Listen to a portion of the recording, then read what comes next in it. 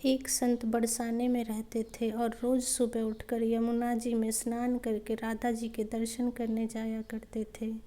यह नियम हर रोज का था।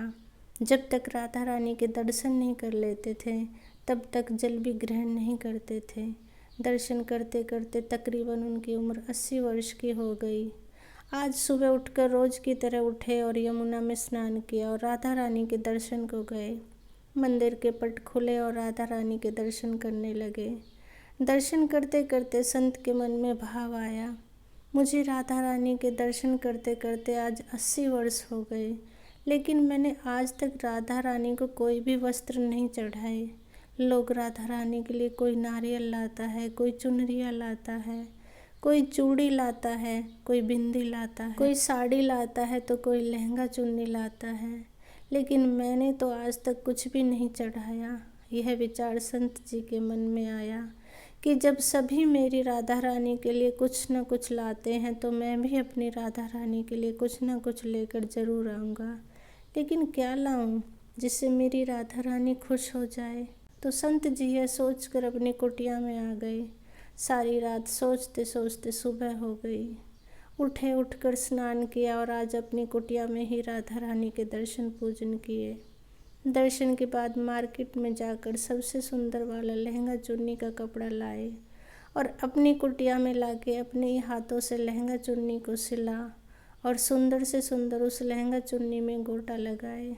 जब पूरी तरह से लहंगा चुन्नी को तैयार कर लिया तो मन में सोचा कि इस लहंगा चुन्नी को अपनी राधा रानी को पहनाऊंगा तो बहुत ही सुंदर दिखेगी मेरी राधा रानी। यह सोच करके आज संत जी उस लहंगा चुन्नी को लेकर राधा रानी के मंदिर को चले।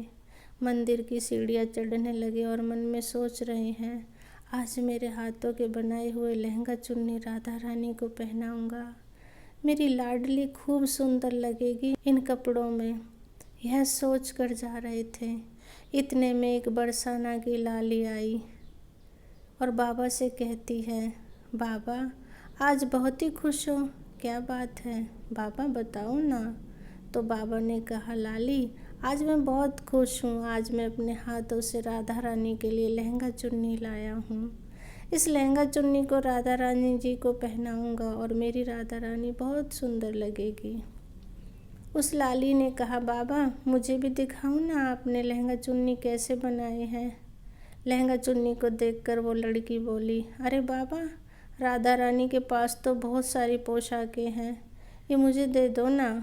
तो महात्मा बोले, बेटी तुमको मैं दूसरा बाजार से ला के दूँगा, ये तो मैं अपने हाथों से बनाकर राधा रानी के लिए लेके जा रहा हूँ, तुमको और कोई दूसरा दिलवा दूँगा। लेकिन उस छोटी सी बालिका ने उस महात्मा का दुपट्टा पकड़ लिया, बाबा ये मुझे दे दो ना। पर संत भी जिद करने लगे कि दूसरा दिलवाऊंगा, ये नहीं दूंगा। लेकिन वो बच्ची भी इतनी तेज थी कि संत के हाथ से छूटा लहंगा चुन्नी को छीन के भाग गई। अब तो बाबा को बहुत ही दुख लगा कि मैंने आज तक राधा रानी को कुछ नहीं चढ़ाया, लेकिन जब लेके आया तो लाली लेके भाग गई, मेरा तो जीवन ही खराब हो गया, अब क्या करूँगा। यह सोचकर संत उन्हीं सीढ़ियों पर बैठकर रोने लगे। इतने में कुछ संत वहाँ आए और पूछा, क्या बात है बाबा, आप क्यों रो रहे हो। तो बाबा ने उन संतों को पूरी बात बताई। संतों ने बाबा को समझाया और कहा, आप दुखी मत हो, कल दूसरी लहंगा चुन्नी बना के राधा रानी को पहना देना, चलो राधा रानी के दर्शन कर लेते हैं।